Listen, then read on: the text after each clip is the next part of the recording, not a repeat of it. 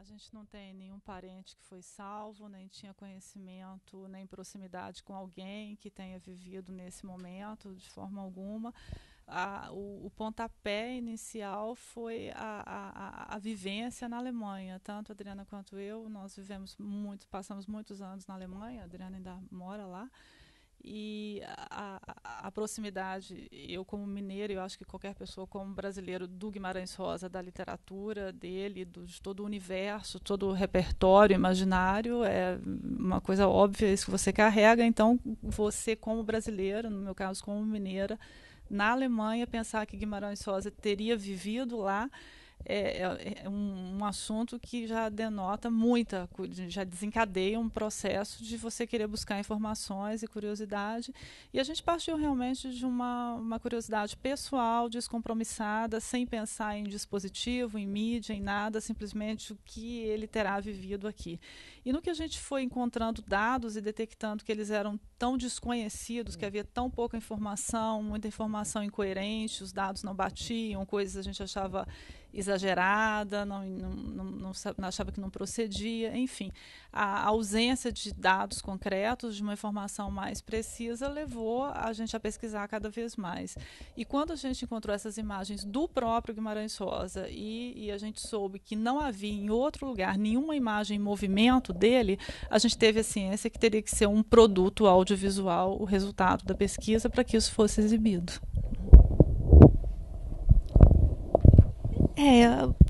Para acrescentar, só que antes de ir para a Alemanha, eu estudei letras na UFES, na Universidade Federal do Espírito Santo. Então, eu me lembrava vagamente dessa história do Guimarães Rosa, mas assim, muito vagamente. Eu me lembro quando eu e Soraya, quando a gente se encontrou, porque nós trabalhávamos juntas na mesma emissora de TV. E a gente discutindo isso, era um pouco uma surpresa. Não sei se lembra que o Guimarães Rosa morou aqui, né, na Alemanha. E eu também carregava um livro comigo do Guimarães Rosa que não é muito conhecido, que se chama Ave Palavra. E ele estava comigo lá em Berlim. Então, quando eu comecei a pesquisar, eu fui ao Ave Palavra. E me lembro, então as coisas foram crescendo assim. Eu fui ao Ave Palavra, lá estava o conto, O Mau Humor de Wotan. E logo as primeiras perguntas, porque na Alemanha é tudo muito catalogado, tudo muito documentado. Então, as primeiras perguntas, a primeira coisa que a gente fez foi ir na prefeitura de Hamburgo e perguntar, e aí, tem o nome dessa pessoa? Sim, tem o nome dele aqui. Ai, nossa, é mesmo.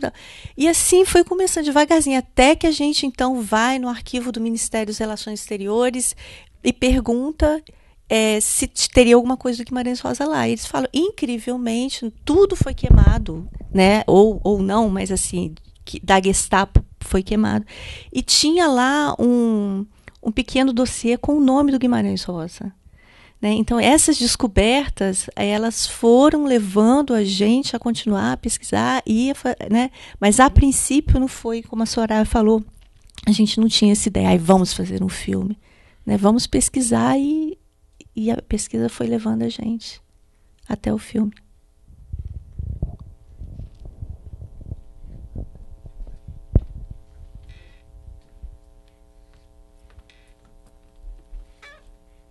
Boa noite. Tá ligado esse negócio aqui? Tá. Então, eu queria saber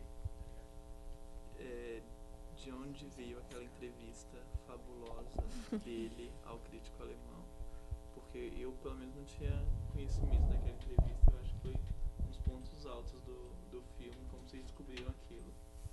Então, a entrevista, ela é inédita, assim, ninguém conhecia. O Guimarães Rosa não deu praticamente nenhuma entrevista, pelo menos em imagem e movimento. A gente descobriu essa entrevista escrevendo para o Arquivo Central, perguntando se eles tinham alguma coisa com o nome Guimarães Rosa. E eles falaram, olha, nós temos aqui 11 minutos, na verdade tem 7 ali, são 11 minutos, de uma entrevista na TV de Berlim, só que ela estava no arquivo morto da TV, porque essa entrevista nunca foi ao ar, era um programa piloto sobre literatura. E ela nunca tinha ido ao ar e estava perdido. E no começo foi bem difícil conseguir, porque a mulher não queria, a senhora que tomava conta, ela não queria ceder a entrevista, porque dava trabalho para ela.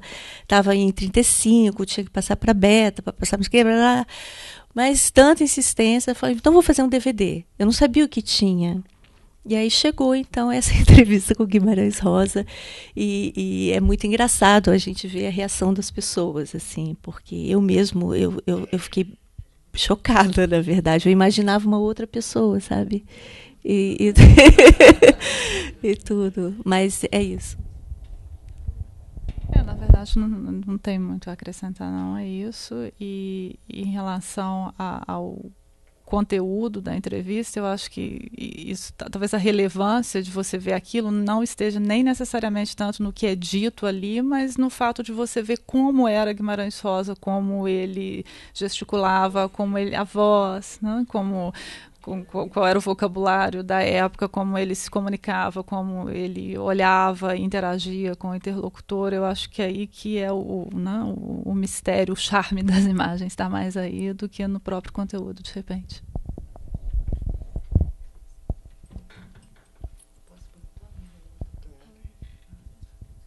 Oi, tudo bem? Eu só queria saber essas listas de imigrantes, vocês conseguiram, né, no arquivo do Itamaraty? E lá é possível fazer pesquisa? Sim, é o arquivo histórico do Itamaraty no Rio, é possível, arquivo aberto. A gente passou dias lá, a gente copiou um material de cerca de 1000 páginas, né? E a gente foi analisando detalhadamente também quantos vistos Hamburgo concedeu e os outros consulados brasileiros na Alemanha na época.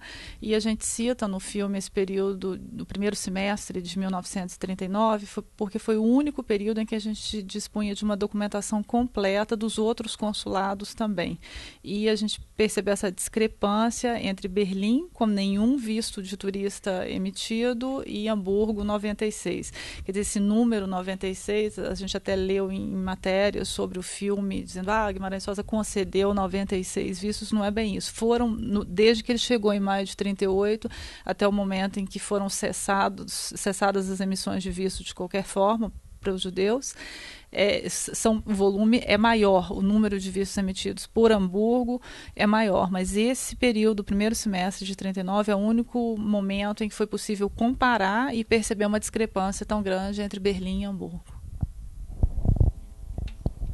Não, só para acrescentar aqui, o arquivo histórico do Itamaraty é um ótimo lugar de se pesquisar, porque faz toda a diferença também quem te ajuda. Então, na época, tinha uma pessoa chamada Miranda, um senhor, e ele descia aqueles arquivos de Hamburgo, sabe, aquela coisa infinda, e assim, a cooperação dele foi essencial, porque sem ele não seria possível, inclusive fotografar tudo, né, porque é sempre está sempre no limbo também a questão do arquivo, o que é permitido, o que não é permitido. Às vezes é até melhor não perguntar se é permitido ou não é permitido, e fazer logo de uma vez. Então, o Itamaraty, porque são documentos secretos, aquela coisa toda. Então, se perguntar, dá problema. Então, e ele foi assim, a gente foi e tal. Foi, ele foi. Ele ajudou. Tinha uma coisa quase que de detetive, né, montando um quebra-cabeça. Então, às vezes, ele fala, achei uma coisa para você. Tipo, tem um nome, tem uma data, tem uma pasta que pode interessar.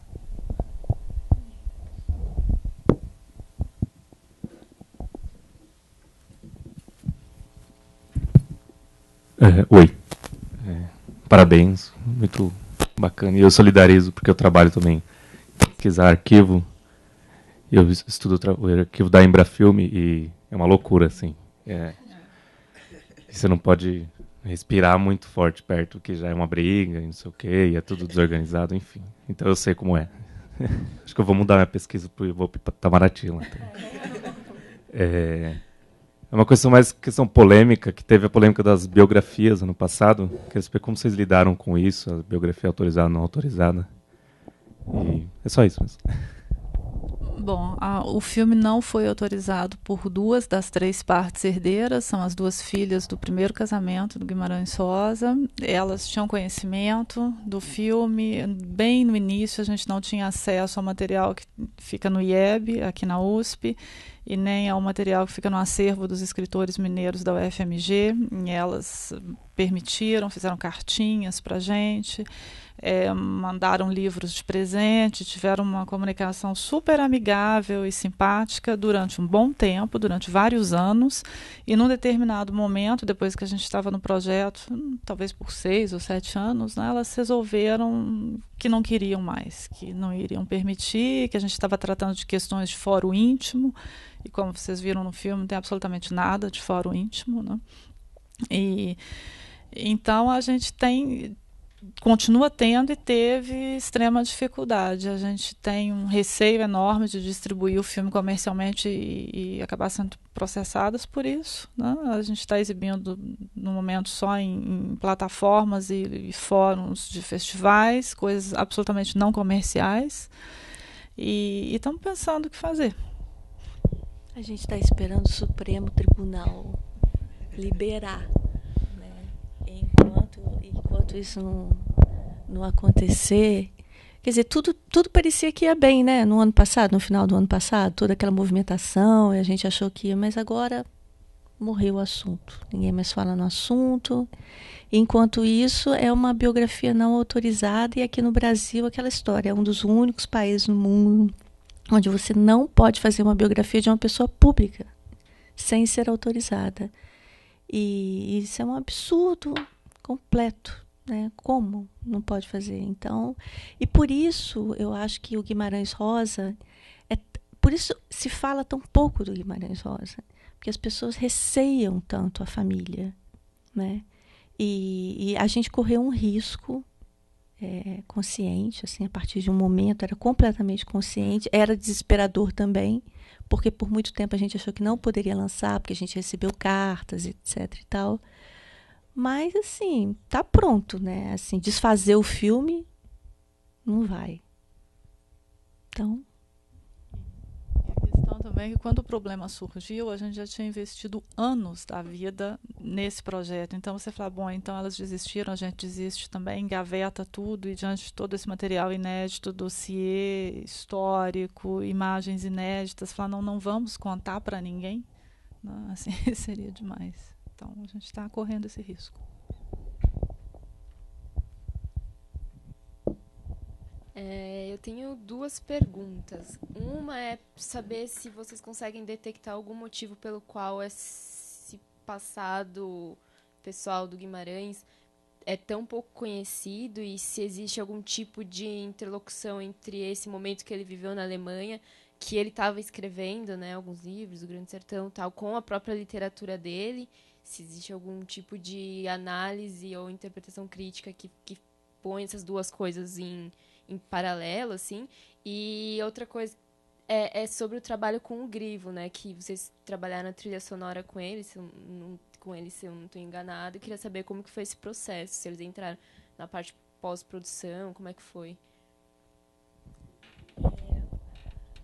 Bom, em relação ao passado pouco conhecido, o Guimarães Rosa ele falava pouquíssimo de si, assim. Você não tem uma biografia que é a Vilma que fez, e tem um tio dele, o Vicente, que também reuniu algumas cartas e tudo, mas assim, ele mesmo falava pouquíssimo desse tempo. E a Aracy, ela também pouco falou. Então a coisa ia se perdendo, na verdade. Eu acho que o Guimarães Rosa, o Guimarães Rosa, ele é impossível de você compreender, na verdade, o que ele é, porque eu já conversei com pessoas que falam, não, ele era uma pessoa extrovertida. Outros falam, não, ele era uma pessoa muito introvertida. Então, assim, fica essa nuvem, afinal de contas, né? Era como, mas ele não falava sobre esse aspecto, assim. Agora, o que interessou a gente, com certeza, é que quando o Guimarães Rosa foi para a Alemanha, ele era um aspirante a escritor, vamos dizer assim. Ele tinha publicado já Magma, recebeu o prêmio e tudo, mas ele estava corrigindo ainda Sagarana. Então ele estava, nem pensar, né? Ele estava nas cartas dele, que não estão aí, mas ele fala da vontade que ele tem de ser escritor, da vontade que ele tem de conseguir se dedicar. Ele achou que indo para Hamburgo, para a Alemanha, ele teria tempo para se dedicar à literatura, né, pela primeira vez. Então, assim, ele era um aspirante e a gente se perguntou muito isso. Qual foi a importância dessa experiência na vida dele, na formação posterior, né? E, enfim, há milhões de estudos sobre Guimarães Rosa de todas as formas possíveis e imaginárias, mas assim, relacionando a experiência alemã à literatura, há pouca coisa. Agora, eu acho que o que é óbvio é a questão do tema da guerra nos livros dele, especialmente no Grande Sertão. E lendo o Grande Sertão, depois de se deparar com todas as anotações que ele fez na época, com tudo o que ele colocava nas cadernetas que estão no IEB, ou nos diários que estão na UFMG, você percebe esse quase um paradoxo da vivência na guerra, de você ter que levar a sua vida normalmente, você prestar atenção nas flores do jardim, você ter que fazer compras de coisas para comer, e ao mesmo tempo bombas caindo, ele se dando conta de que os judeus estavam sendo levados para os campos de concentração. Então, mas ao mesmo tempo você não poder fazer nada e ter que conduzir a sua vida nesse estado de emergência. E como em qualquer momento de guerra civil, imagino que seja também a mesma situação, de você ter que fazer, dar conta do seu dia a dia com uma certa normalidade, entre aspas, e ao mesmo tempo presenciar esse momento atroz e cruel histórico. E eu acho que isso se reflete nos livros dele. E acredito que já exista, inclusive, menções a essa questão em teses acadêmicas. Inclusive no filme, o próprio Vander Melo Miranda, da UFMG, trata dessa questão da presença da guerra na literatura dele como reflexo de ter sido testemunho da Segunda Guerra, né, testemunho direto. Assim, a questão da decepção, né? Eu acho que isso é importante a gente pensar nisso, que quando Guimarães Rosa foi para a Alemanha, ele foi com uma imagem extremamente positiva da Alemanha, né? Tinha estudado em colégio alemão, ele adorava o alemão, ele tinha lido Rilke, blá, blá, blá, blá, blá. Então, assim, ele chegar na Alemanha e logo aconteceu a Noite dos Cristais, assim, logo ele se deparou com uma situação de horror, né, naquele país que ele tanto queria conhecer. Então, assim, acho que esse processo de decepção, vamos dizer assim, ou de volta ao chão, assim, sabe, desse encontro com a realidade, né, para qualquer pessoa isso é forte e amadurece, né. Então, acho que esse amadurecimento dele lá foi rápido, né? E eu acho que para a literatura dele também se refletiu. E outra coisa é você ler, por exemplo, os diários de guerra. Tem partes do diário que você encontra um parágrafo que você vai encontrar no Mau Humor de Wotan também. Ele ia anotando, ia pegando as palavras, e com certeza isso se refletiu também no Grande Sertão, né?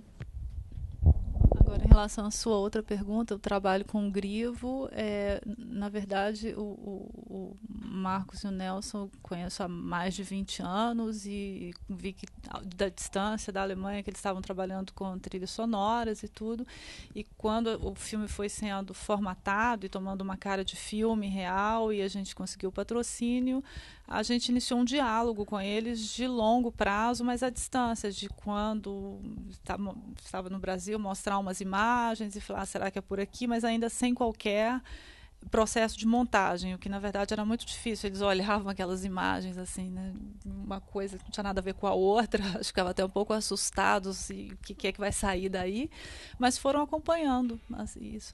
E quando a gente teve um primeiro corte, eles também viram e foram acompanhando, mas o processo intenso se deu realmente na pós-produção, de buscar realmente uma narrativa sonora adequada a esse amontoado de imagens históricas e essa divisão em capítulos, um trabalho muito minucioso, muito difícil, muito longo, e que a gente agradece especialmente ao Nelson, assim, uma paciência absurda. O que ajudou, eu achei, na montagem, porque como a gente não tinha nada, né, eles mandaram uns temas, sabe, uns temas curtos, assim. Mandaram 40 segundos de alguma coisa que se repetia, né?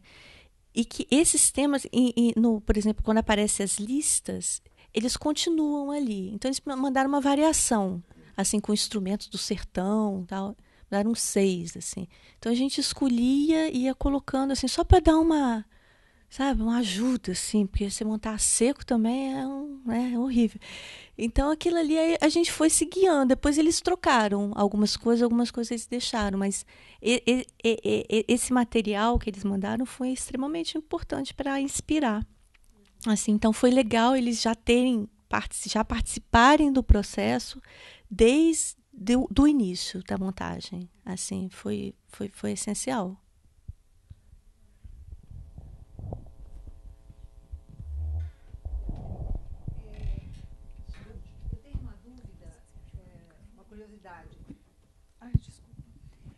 Assim, o papel da Aracy na liberação dos vistos dos judeus já é bastante conhecido. Ela, inclusive, é homenageada em Israel por essa participação. E vocês trouxeram as provas, né? Quer dizer, apesar do papel da Aracy, era o Guimarães Rosa que assinava os vistos. Mas a gente percebe que ele teve um papel maior do que o que se conhecia até então. Quer dizer, eu deduzo que a pesquisa mostrou isso, né? E como é que fica o papel da Aracy com essa nova visão que vocês trazem da participação do Guimarães Rosa? Muito ativo. Porque, assim, o que acontecia, pelo que a gente compreendeu, a Aracy era a pessoa que ela estava na frente, era a pessoa que atendia. Então, os judeus que chegavam no consulado era a primeira pessoa que eles tinham contato. Vários, não está aí no filme, mas vários lembravam, assim, como aquela mulher linda que me tratou super bem, né? Então, a Aracy, ela mantinha esse primeiro contato. E, de uma certa forma, havia uma certa seleção também nesse primeiro contato, mas ela, não, como funcionária do consulado, seria impossível, que ela não poderia emitir os vistos. Impossível, né? Então, assim, eles estavam namorando, né? Estavam em um processo de paixão forte, né? E eles trabalharam juntos. Não tinha, mas ela, assim, ela foi bastante ativa. É real, e as pessoas se lembram dela e lembram principalmente da vontade dela de ajudar, né? De resolver, por exemplo, a questão dos passaportes, não é? Que você não poderia pegar um visto em Hamburgo se você não tivesse o passaporte emitido por Hamburgo, né? E isso, de alguma forma, eles resolviam. Então, havia um esquema, né? Mas que é um esquema impossível de hoje em dia saber exatamente o que aconteceu. E eu acredito que a questão do trabalho dela ter sido mais relembrado nos últimos tempos é muito por isso. A memória visual das pessoas e de nome era daquela pessoa que estava ali, que me atendeu e falou comigo. E o Guimarães Rosa, poucas pessoas viam. É como hoje, se você for um consulado brasileiro no exterior, você vai ter contato com quem te atende, não com o vice-cônsul. Assim, mais ou menos, continua do mesmo jeito. E os dois falavam alemão, né? A Aracy como língua mãe, né? E o Guimarães Rosa também já tinha ido. E lá no consulado não era o caso. O cônsul geral, ele não era fluente em alemão, né? As outras pessoas não eram, né? Tinham poucos. Então, isso acho que ajudou bastante também. Onde vocês tiveram acesso àquela advertência que ele...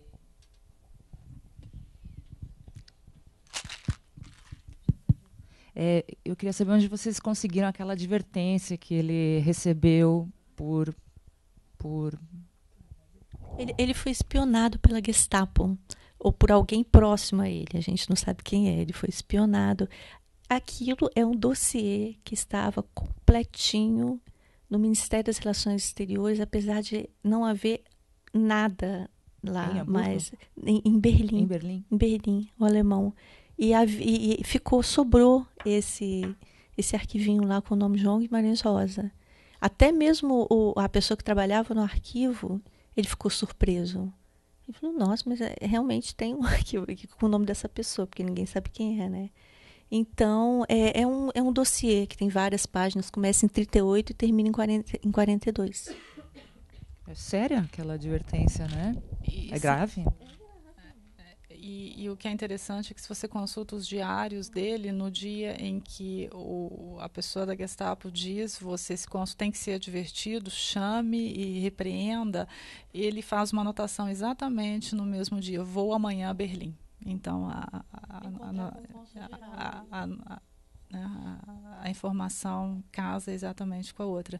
E esse dossiê é uma pastinha, ele é composto de várias informações. Ele passeou hoje de carro e falou mal de não sei quem, ele fez isso, ele criticou aqui e ali, sempre ressaltando o tom negativo das observações do Guimarães Rosa frente ao regime nazista.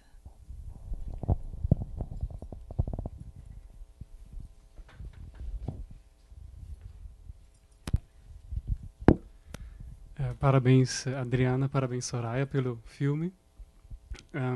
Eu acho que nós acabamos de ver um tipo de Oscar Schindler brasileiro. E eu gostaria de saber se o filme já foi exibido na Alemanha e, caso que sim, quais foram as reações ao filme. Olha, a gente exibiu, por enquanto, em pouquíssimos lugares, até o momento só no Brasil. A gente está enviando agora para diversos festivais, estamos encaminhando para alguns na Alemanha também, então vamos ver onde é que vão selecionar ou não. Agora, a gente, no processo de pesquisa, de pré-produção, de produção, de pós-produção, a gente tentou fomento na Alemanha e, infelizmente, a gente não conseguiu. Em algum momento, eu me perguntei se existiria até uma certa resistência em que se falasse desse assunto sem ser nem algoz nem vítima, né? Sem estar na posição do próprio alemão que relembra meu avô, meu pai, ou os documentos que eu encontrei aqui, e nem do judeu que fala, olha, o meu avô que morreu, que saiu, que migrou, etc. É uma coisa totalmente à parte. Então, é uma coisa muito subjetiva, talvez nem seja real, assim, mas a minha sensação, às vezes, quando a gente recebia negativas de fomento, de patrocínio, era de que é uma coisa, o que essa pessoa tem a ver com isso? Né? Então, mas eu espero que isso não se reflita na seleção dos festivais e que a gente possa exibir, sim, na Alemanha. A gente tem não é um problema, mas tem que lembrar que o Guimarães Rosa é pouquíssimo conhecido no exterior. Pouquíssimo, apesar de ele ter sido traduzido tão, né? Mas ele é pouquíssimo. Quando ele foi conhecido, então, nos anos 60, né, o boom da literatura e tal, hoje em dia você não encontra mais Guimarães Rosa. Mas vai acontecer uma nova tradução para o alemão, né, do Bertold Cilli. E eu acho que isso pode abrir caminhos, portas para uma nova recepção do Guimarães Rosa. Porque traduzir Guimarães Rosa é uma loucura, né? E o Mayer Clason, que fez esse trabalho alucinante de traduzir Guimarães Rosa, mas assim, tem que levar em consideração que o Mayer Clason, enfim, ele traduziu da forma que ele achou ali que era possível num curto prazo, né? Então, eu acho que a tradução do Cilli agora vai transformar a coisa, eu espero, assim. Agora, só ligando à sua pergunta, a questão das biografias, da resistência da família, é realmente impressionante a resistência nesse contexto também, porque o filme acho que poderia ser com certeza usado para adentrar mercados editoriais fora do país e voltar a vender Guimarães Rosa ou apresentar novos mercados, porque o filme, como ele é construído, eu acredito que interessa a um espectador qualquer, mesmo que desconheça a figura do Guimarães Rosa, né?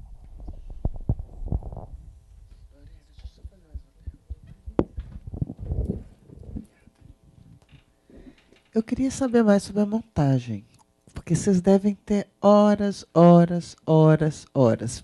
Falar, não tem dispositivo, fomos encontrando, vocês não sabiam o que vocês iam encontrar e o mundo foi se abrindo, né? E o velhinho lá no Itamaraty ajudando a trazer coisas. Então, vocês tiveram que fazer alguma escolha, né? Assistiu, olhou, sabe, como que vocês se movimentaram nisso? Tá, é um trabalho cronológico, mas o tempo é tão pequeno. As cartas, que hora vamos escolher as cartas, vão ser lidas. O Rodolfo tem aquele sotaque, o Rodolfo Vasco do Galpão, aquele sotaque de mineiro que vai ler. Então, assim, essas escolhas, queria que vocês contassem um pouquinho. Olha, a edição, ela começou quando a gente já tinha todo o material. Então, acho que 1 ano. Mas, assim, trabalhando lado a lado, agarrado com a editora, assim, acho que uns 8 meses. 3 meses em 2010 e 5 meses em 2010. Isso aí, pois é. Dia a dia, assim, ela chegava pontualmente às 10 horas e saía às 7, sabe? Assim, foi bom. A montadora é a Isabela, chama Isabela Monteiro de Castro. Ela tem bastante experiência, uma paciência de Jó, também é mineira, e ela nos recebeu praticamente, assim.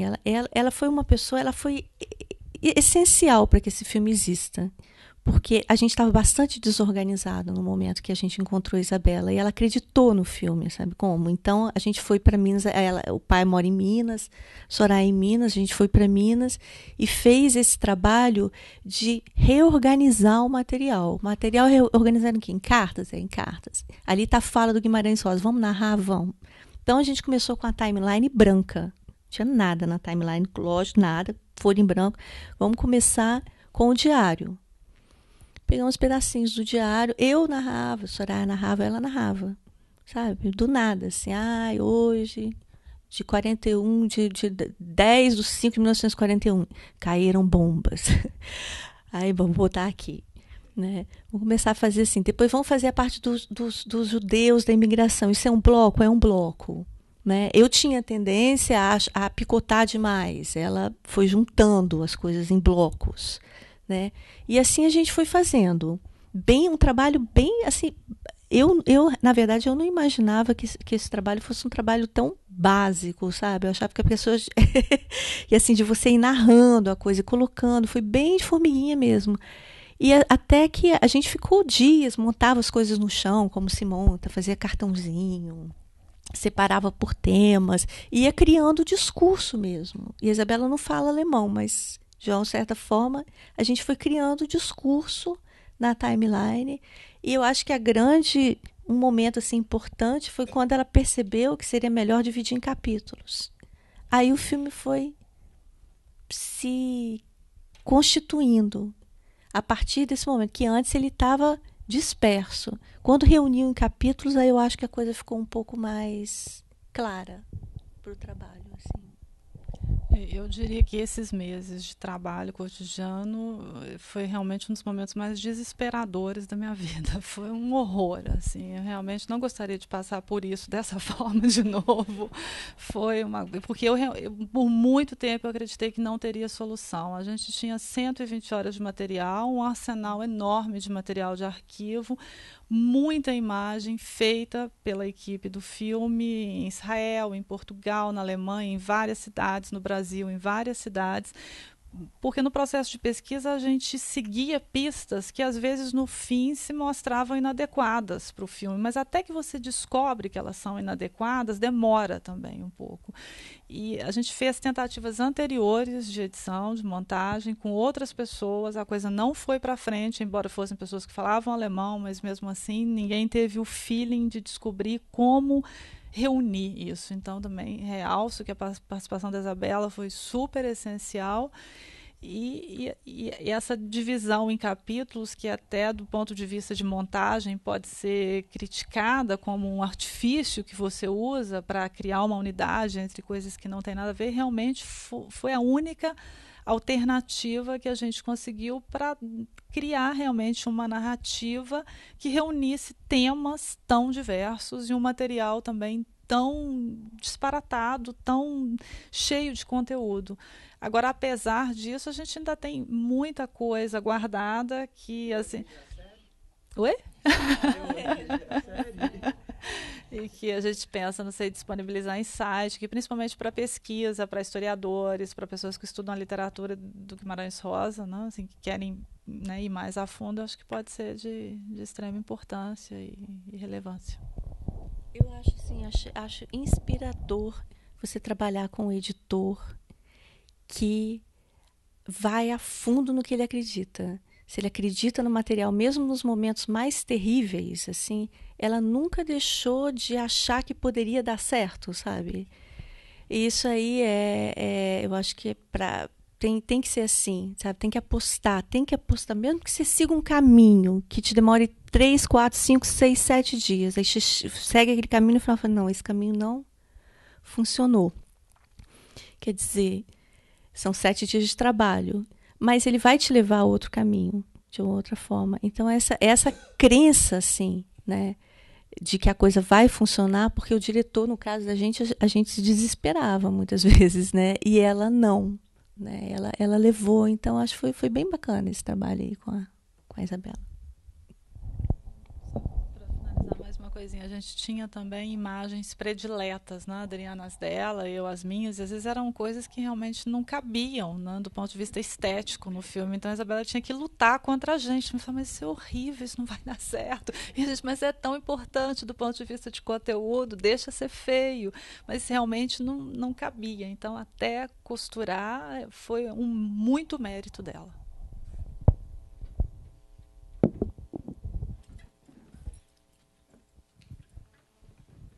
Oi, eu gostei muito do filme, parabéns, né? Eu queria voltar à questão da entrevista também, que eu fiquei bastante impressionado, não imaginava que existia um registro desse tipo. E eu só fiquei com uma dúvida, se eu não me engano, eu vi na legenda, parece que essa entrevista foi gravada em 62, então o Guimarães Rosa voltou para a Alemanha. Vocês poderiam falar um pouquinho sobre isso? Se tiver alguma informação, obrigado. Isso, ele foi para um simpósio, um colóquio de escritores brasileiros na Alemanha, e foi exatamente nesse momento do boom da literatura latino-americana, as pessoas interessadas em autores brasileiros, e por isso, numa visita a Berlim, muito depois, né, 20 anos depois, mais de 20 anos, aliás, 20 anos depois que ele tinha saído de lá como vice-cônsul, ele foi nesse momento como escritor participar disso e foi convidado a conceder essa entrevista e foi ao estúdio da televisão onde foram feitas essas imagens. Chamava Colóquio dos Escritores Latino-Americanos. Ele foi várias vezes na Alemanha depois. E uma dessas vezes, eu até falei para eles aqui, ele se encontrou com o Borges e o Astúrias, e Günter Grass, Heinrich Böll, todos numa mesa redonda, e fizeram, só que não achamos imagens, mas o áudio. Existe o áudio desse encontro. Então, assim, tem fotos também. Tem um material bem interessante ainda do Guimarães Rosa. Tem o restante da entrevista. Tem a parte que ele morou em Baden-Baden, que não entrou no filme, que são 100 dias dele, né, preso, vamos dizer assim, em Baden-Baden. Então, há esse material. Oi? Tem filme da época de cinegrafistas amadores, né, de Baden-Baden, mas não e fotos dele em Baden-Baden. E imagens que a gente fez em Baden-Baden, mas a gente recolheu bastante material. Tem um relato de um senhor chamado André Guimarães, que ele era criança na época. Ele escreveu 100 dias em Baden-Baden. Então ele conta histórias do Guimarães Rosa e tal. Então tem aí todo esse material ainda para ser trabalhado, né? O capítulo Baden-Baden foi um dos últimos a cair. Não entrou no filme, mas é um momento relevante também do ponto de vista de conteúdo sobre essa estadia dele lá. Vou fazer uma última pergunta. Vocês cogitam falar com um roteirista e fazer um drama, assim, porque tem romance, tem espionagem e tem salvando judeus, assim, tipo, dá um belo de um filme, assim, pensem. Bom, eu de forma alguma. Não, esse aí. Fala para as filhas que pode dar dinheiro, ganhar o Oscar. Fala para as filhas do Guimarães. Quem sabe as filhas não chamam um norte-americano. Se liberar, provavelmente, né? a Globo é capaz de fazer, não é? Vai fazer uma, como é que chama? Uma minissérie, né? Às 10, 11 horas da noite. Vai ser ótimo. Tinha pensado sobre essa perspectiva. Espionagem, drama, amor. Pode ser o Irandi com Guimarães Rosa. Já está fazendo um cast. Vai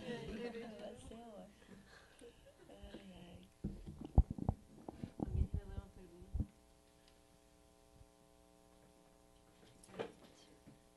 Para a gente acompanhar assim, como é que está sendo essa inscrição nos festivais e eventualmente assistir mais uma vez no site, a gente consegue? O site, se você abrir o site, vai ter uma montanha gelada. Não tem nada ainda, a gente não colocou. Tem no Facebook, assim, a gente... Facebook. No Facebook a gente está fazendo assim a cronologia da onde que foi mostrado, lá. E o filme foi aceito no Festival Internacional do Uruguai. Vai passar em Montevidéu, depois vai passar em Lisboa. São os 2 lugares até agora. E a gente vai montar um site só para... né? Mas, por enquanto, o site não foi feito ainda. Agora, a gente certamente espera que em algum momento possa ser distribuído e inclusive, para ser disponibilizado em bibliotecas públicas, em escolas, porque Guimarães Rosa é um cânon da literatura e essa é uma fonte de informação sobre um período sobre o qual há tão pouca informação que realmente seria uma pena, né? Então, assim, algum dia a gente espera chegar lá. Bom, gente, eu quero agradecer de novo a presença de todos, a presença da Adriana, da Soraya. E, mais uma vez, convidá-los a ficarem atentos para a nossa programação, para o nosso site, porque a gente está recolhendo sempre esses materiais de debates que a gente grava aqui. A gente fez também uma pequena entrevista com elas antes da sessão. Então, esses materiais a gente está sempre disponibilizando para o público, para vocês estarem com a gente sempre. E, mais uma vez, convido para as sessões que vão ter amanhã e sexta-feira. Amanhã, quando eu era vivo, com o Marco Dutra. Na sexta, O Menino e o Mundo, para encerrar a mostra do Novíssimo. E logo após o Carnaval, começa a mostra Obscena, um sexo explícito no cinema. Obrigada, gente. Boa noite.